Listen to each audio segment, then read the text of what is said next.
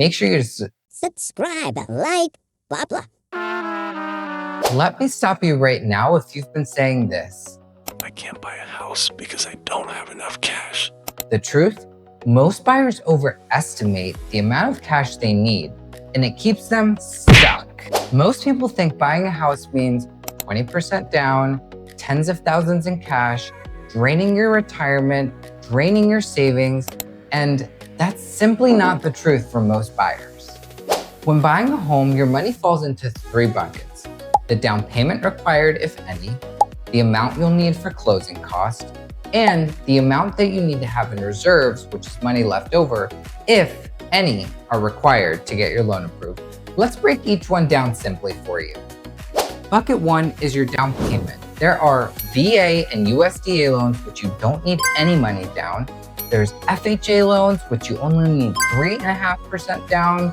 There's conventional loans, if it's going to be a primary residence, that you could need as little as 3 to 5% down.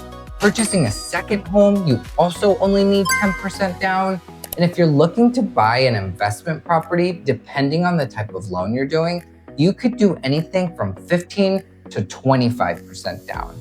So if you're looking to purchase a primary residence, usually 20% down is not required. Bucket 2 is your closing cost. This is something most people don't realize, that in addition to their down payment, they also need to pay for their closing costs. Your closing costs could run you anywhere between 3 to 7% of the purchase price.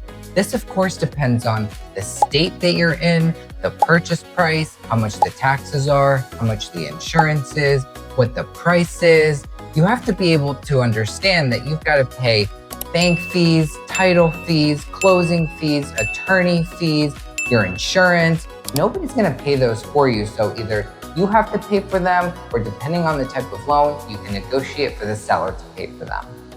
The third bucket is reserves. Depending on the type of loan you're doing, how many units you're purchasing, or your credit score, you may need some reserves. And that is money left over after your closing costs and after your down payment. You should never buy a house and end up broke. A good plan will leave you with emergency fund, breathing room, and peace of mind. Some buyers come in with $10,000 to $15,000 and are shocked they qualify. Others come in with $50,000 and still need a better plan. Cash alone doesn't drive an approval, strategy does.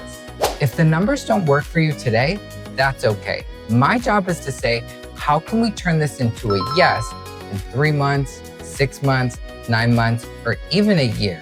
If you want clarity instead of guessing, just book a strategy call, call me, text me, or email me. Hi, my name is Andre Munar, your bilingual guide to homeownership in the US and Puerto Rico. Make sure you like and subscribe. I drop new videos every single Monday. We'll see you next time.